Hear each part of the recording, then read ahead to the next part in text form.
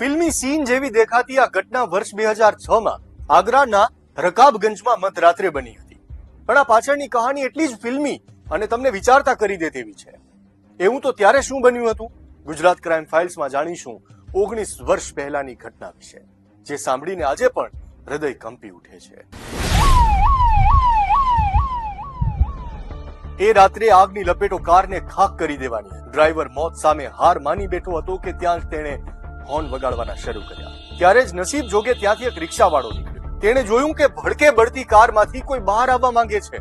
તેણે દરવાજો ખોલવાનો પ્રયત્ન કર્યો, પણ કારમાં સેન્ટ્રલ લોક હતું. દરવાજો ખુલ્યો નહીં. આગ વધુ વિકરાળ બની.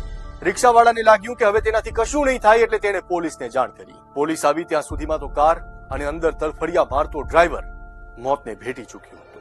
કાર ગૌતમ બુદ્ધ નગરના પરસોલ. આખો વિડિયો જોવા માટે ડાઉનલોડ કરો દિવ્ય ભાસ્કર એપ.